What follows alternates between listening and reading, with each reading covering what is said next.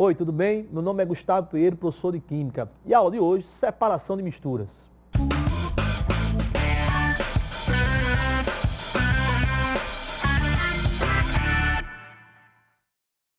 Gente, estamos aqui para dar sequência à nossa aula, né, de Química para o Enem, com o objetivo sempre de deixar mais claro os pontos, os distratores, as habilidades que vocês devem utilizar para responder as questões de Química, né? Mostrando que todo o conteúdo que nós estamos apresentando tem uma importância fundamental para a sua prova. E a aula de hoje não seria diferente, que é a questão da separação de misturas. Alguns livros chamam de análise imediata. O que é isso, professor? Olha só, é uma coisa mais rotineira dentro do laboratório de Química você fazer análise de uma mistura e sair modificando, separando cada componente. Porque você quer analisar algo ali. E às vezes existe algo que você não quer. Então você descarta. Então isso é fazer uma análise imediata da sua amostra. Para depois, claro, fazer uma separação de misturas, né? Então existem métodos, aparelhos que vocês irão utilizar para fazer de fato uma separação. Gente, o ideal, eu sempre falo, gente, isso aqui é o ideal, é você ir para um laboratório de Química, que sua escola pode disponibilizar, né? Nem toda, claro, tem, mas o professor vai utilizar de mecanismos para poder ou ilustrar ou até mesmo levar de casa para você entender melhor esse assunto. Porque eu digo para os alunos, gente, isso aqui é muito mais experimental do laboratório do que uma prática do seu cotidiano. É claro que vai existir práticas do cotidiano que você pode relacionar com a análise da sua amostra. Então vamos lá. Eu vou mostrar no quadro qual é o objetivo da separação de mistura. Tá claro? Vamos lá para o quadro? Então veja, quando eu venho aqui para o nosso quadro, eu coloco aqui para vocês um detalhe importantíssimo. Primeiro, eu tenho uma amostra AB, mas ela está misturada, certo? Então aqui eu entendo que A e B está sendo uma mistura. Mistura que nós sabemos que ela pode ser de forma homogênea e ela também pode ser de forma heterogênea, mas é uma mistura. Mas eu quero separar o componente A do componente B. Olha, para separar A de B, eu vou ter que utilizar de propriedades físicas. Olha, meu filho, olha o OBS, garotinho, aqui. Eu tenho que utilizar de propriedades físicas para que separe A de B. Que são propriedades físicas, professor? Densidade, ponto de fusão, ponto de ebulição, volatilidade, solubilidade. Eu tenho que utilizar de propriedades físicas. Professor, e se você tocar fogo? Imagine que A é inflamável e eu coloque oxigênio aqui, de combustão. Eu vou separar de B, porque A é inflamável, mas aí eu vou perder A. E se eu perco A, eu tenho uma separação, mas aí eu perdi A. E se eu quiser A? Pode acontecer a propriedade química, que é a combustão? Pode, desde que A eu não necessite mais na frente. Então o ideal é deixar A separado de B, usando propriedades físicas. Mas se porventura você quer ter somente B e toca, né, a combustão e A vai se transformar em outra matéria, que você, no caso, vai despejar, não tem problema. Pode sim usar propriedades químicas, mas o ideal é usar somente propriedades físicas para você obter cada matéria dentro daquela mistura. Então a primeira coisa que eu peço, quando você olhar, identifique se é uma mistura homogênea ou se é uma mistura heterogênea, para saber qual é o melhor método para separar cada componente. Tá certo assim?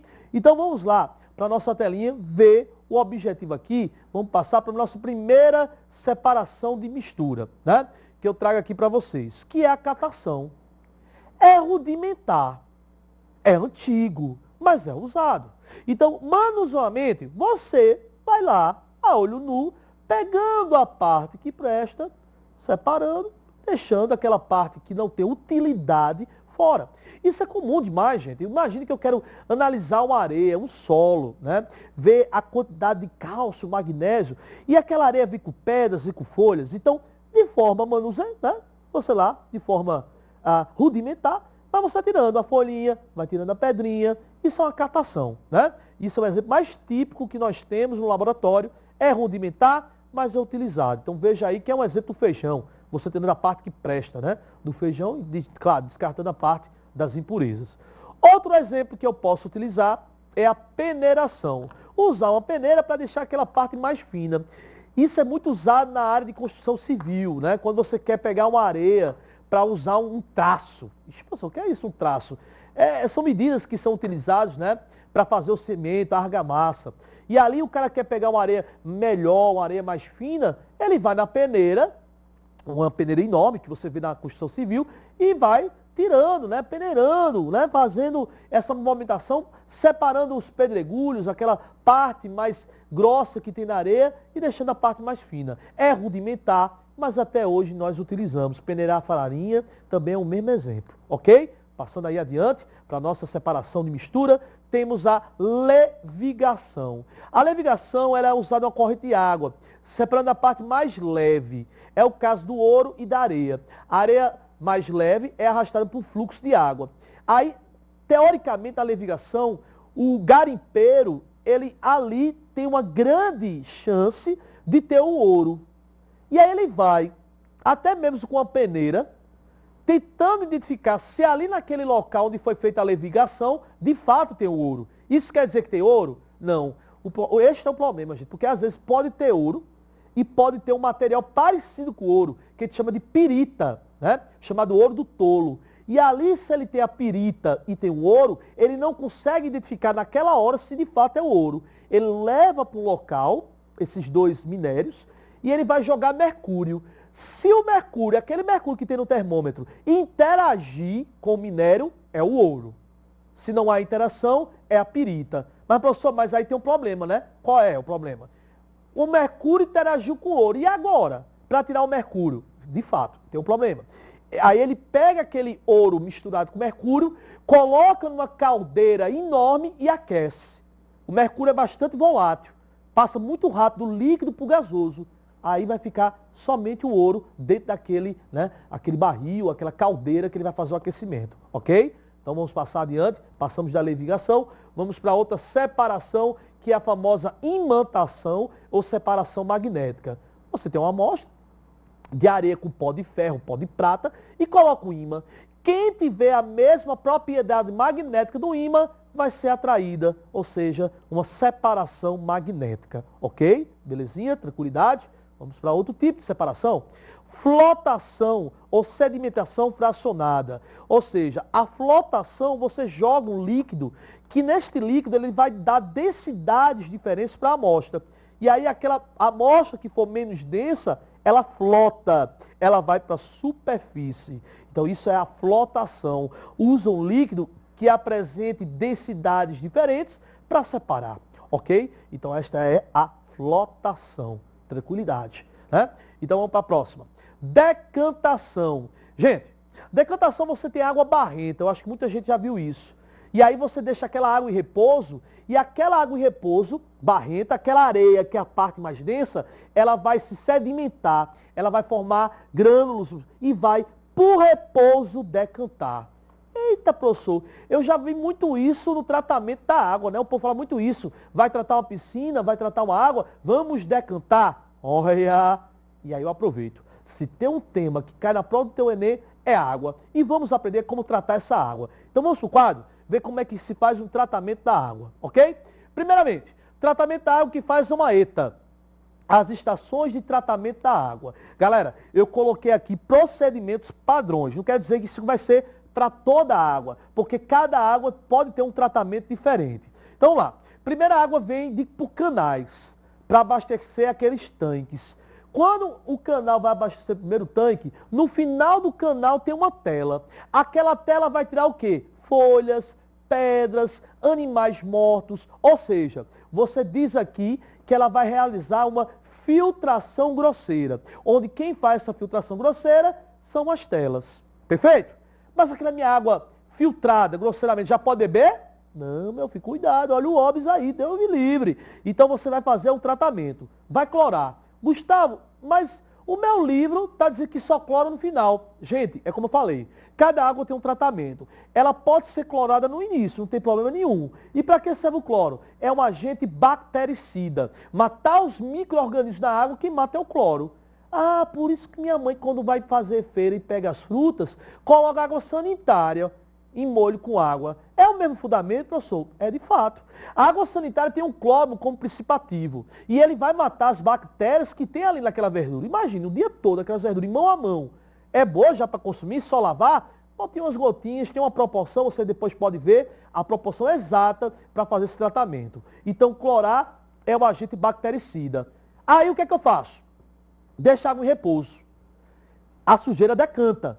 Mas tem sujeira que não consegue decantar. Então, para poder decantar essa sujeira que não é tão densa como a areia que vai logo decantar, eu coloco um agente floculante ou coagulante, que é o sulfato de alumínio. Ele vai formar uma espécie de gelatina, de um coágulo, que vai pegar aquela sujeira que não é tão densa, e aí quando aquela sujeira agrega a gelatina, ela fica tão densa que cai, formando o que eu chamo de floculação.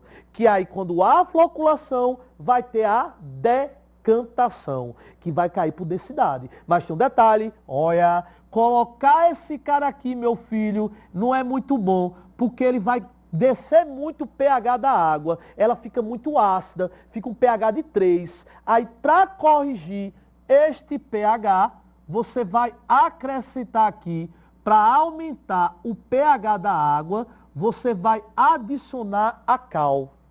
A cal corrige o pH devido ao sulfato de alumínio, que tem a função de ser um floculante. Beleza? Botou a cal, corrigiu o pH. Decantou, filtro novamente com carvão ativado. O carvão ativado, ele tem a função tanto de purificar a água, como também ele tem a função de retirar o odor da água. É a função do carvão ativado. Posso clorar novamente, se for necessário, colocar flúor na água, que é a fluoretação, que tem a ver com a higiene bucal, certo? Então, quem purifica mais a água é o carvão ativado, mas também retira o odor. Isso é tão fato, gente, esse carvão ativado é tão forte, retirar esse odor, porque tem muita gente que faz cirurgia de intestino e anda com uma bolsinha ali do lado. E aí você pensa, ali vai as fezes, né? E não fede, não tem odor. Por quê? Porque aquele material tem carvão ativado.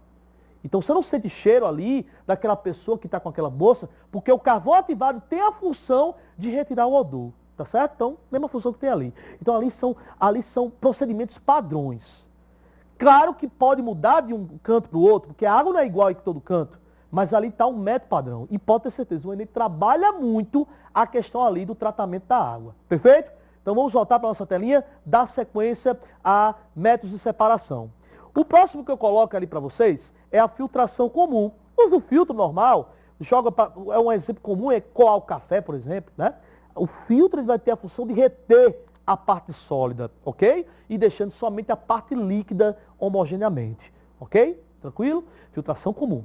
Temos aí a decantação, já passei, vou dar uma passada novamente, a filtração comum. E agora temos a decantação, que não era aquela, que ali era a parte sólida, mas uma decantação líquida, água e óleo. Esse aparelho, ele é especial para esse tipo de separação, onde você separa o líquido menos denso, né, do mais. O mais denso é que cai primeiro, o menos denso é que fica na parte superior. Água e óleo cabe bem, água e gasolina cabe bem. Agora, água e álcool não, porque água e álcool são misturas homogêneas. Eu só consigo separar com este material misturas heterogêneas, ok? Essa decantação. E aí nós temos a destilação. Destilar, anote a destilar. Destilar é utilizar o ponto de ebulição. A propriedade física que é utilizada na destilação é o ponto de ebulição. Detalhe, destilar eu só posso utilizar em métodos homogêneos, de sólido com líquido e líquido com líquido. O exemplo mais natural é água e sal. Cara, tu não vê. Tu sabe que está misturado ali. Como é que tu vai separar? Ah, professor, deixa a água evaporar? Beleza. Mas se a água evapora, eu perco a água. Fica só o sal. Perfeito. Mas a água foi embora. E eu quero a água. Então, existe um aparelho para que não haja perda de água na mistura de água com sal. Olha o aparelhinho. Vamos para o nosso esquema?